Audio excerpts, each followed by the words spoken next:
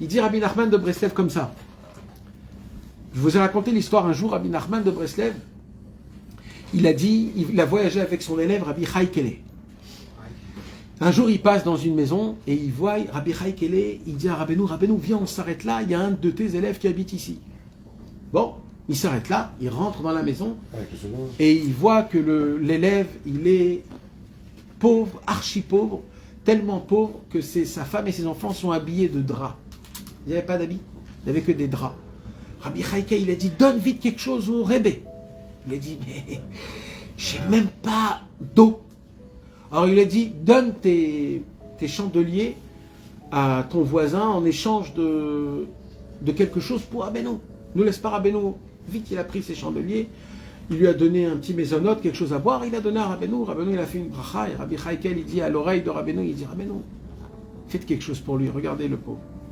Rabbeinu le regarde et il lui dit, j'ai rien pour lui. Si tu veux, toi, fais-le. Rabbi Chaïkele, il a dit, mais j'ai peur. Mon maître, il veut pas, moi je vais faire. Il dit non, moi je ne fais pas, si tu veux, fais. Vous me donnez la permission? Oui. Et là il dit, prends un seau d'eau, rempli d'eau, et il dit, abondance au nord, abondance au sud, abondance à l'est, abondance à l'ouest. Et ils sont partis. Tout de suite après, un marchand de café est venu. Il a dit, j'ai besoin que tu me gardes cette marchandise. S'il y a des gens qui veulent acheter, tu vendras et tu prendras un bénéfice. Le monsieur, il est parti, des mois et des mois. Pendant ce temps-là, les personnes, ils sont venus, ils ont acheté un bénéfice. Il a continué à racheter un truc. Quand il leur a apporté, il lui a donné et une grande de l'argent et ça. Il lui a dit, quoi, tu m'as vendu tout ça, on va faire moitié-moitié. On ouvre ici une maison. Le monsieur, il est reparti, il est devenu bourré plein aux as. Des mois et des années, ils sont passés.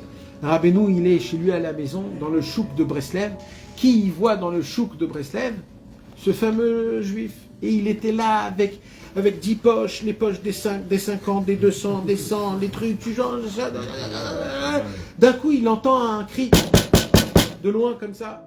Il le regarde et il voit que c'est qui? C'est Rabbeinu. Il a été choqué. Et Rabbeinu, il fait comme ça. Ouh là là là là là là. Vite, il s'est remis là où il fallait qu'il se remette. Et il commence à venir chez Rabbeinu. Rabbeinu, pendant ce temps-là, il est descendu de chez lui.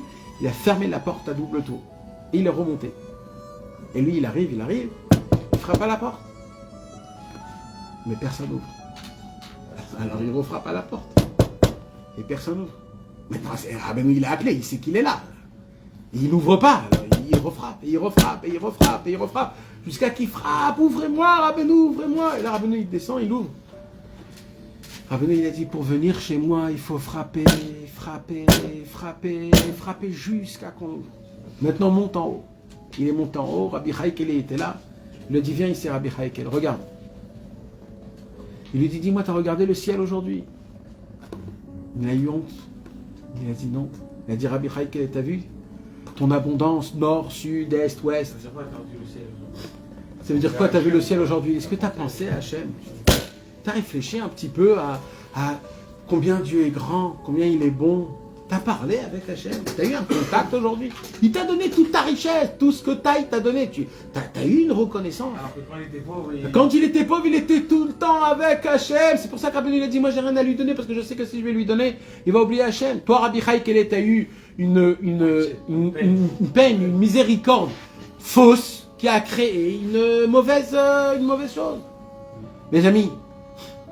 Mes amis, qu'est-ce qu'il a dit Rabbeinu à ce monsieur? Il a dit frappe, frappe, frappe. Ça veut dire quoi frappe? Je sais ce que ça veut dire frappe. Vous savez que Rabbi Nachman, Rabbi Israël Ber au dessert nous a dévoilé un secret qu'il n'est pas connu, ce secret-là. Rabbi Nachman a dévoilé 10 phrases.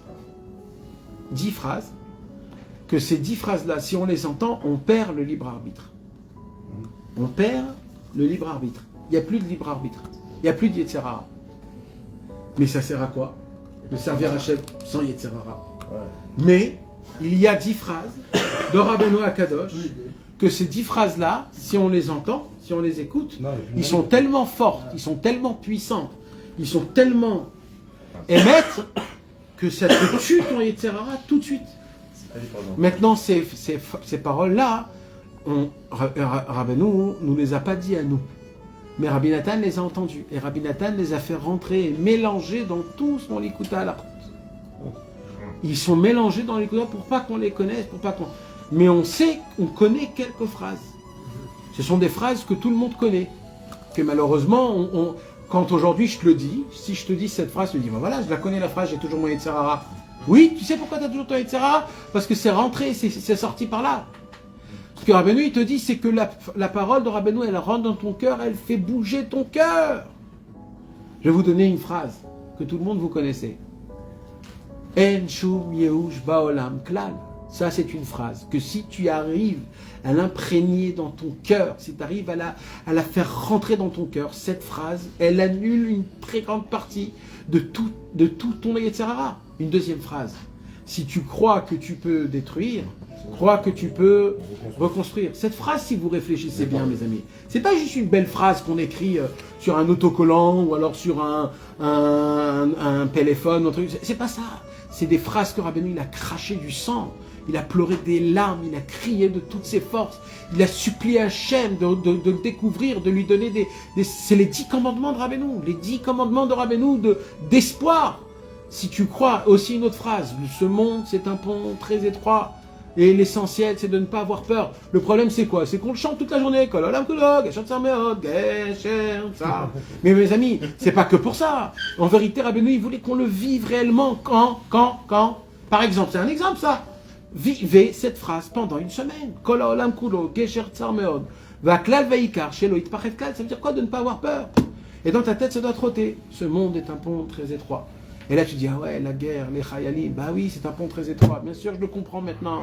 C'est un pont qui est très étroit. Celui qui croit que normalement ça doit pas être comme ça, c'est lui qui se trompe.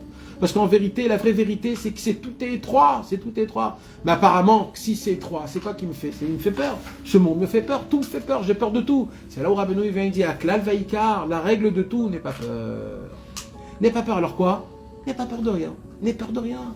Laisse-toi emporter. Laisse-toi marcher. Qu'est-ce que tu t'en fous? Pourquoi tu fais des comptes? Où tu veux arriver? Qu'est-ce que tu veux bâtir?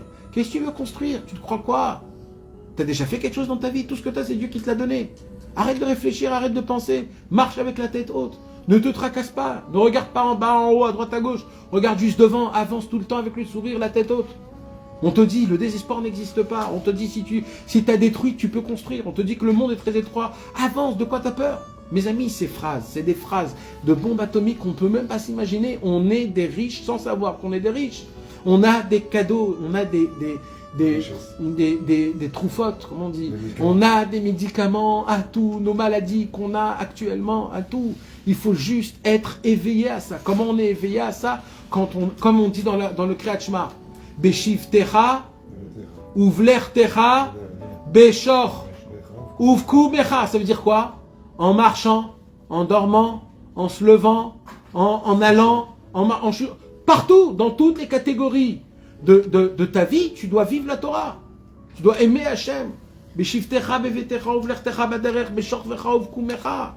Dans tous les chemins, dans toutes les idées. Et ça, mes amis, sachez, il y a un moment où il faut dire d'aïe. Parce que ça y est, on connaît Rabbeinu, on a voyagé chez Rabbeinu, on connaît des Torahs de Rabbeinu, on est des petits soi-disant Breslev avec comme ça et comme ça. Mais les amis, qu'est-ce qu'il a dit Rabbeinu? Rabbeinu il a dit Lo lezot aïta kavanati. C'était pas ça mon but à moi avec vous.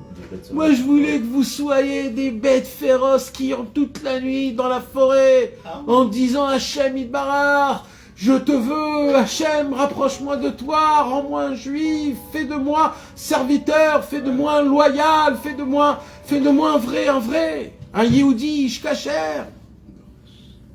Mes amis, Rabbeinu il veut plus que ça et on peut. Mais le problème, c'est quoi alors?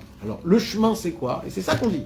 Le chemin, c'est arrêter d'étudier ou alors de penser à Rabbeinu que quand vous êtes en ambiance, copain, Breslev, kippa, danse. Mes amis, il faut ramener Rabbeinu à la maison.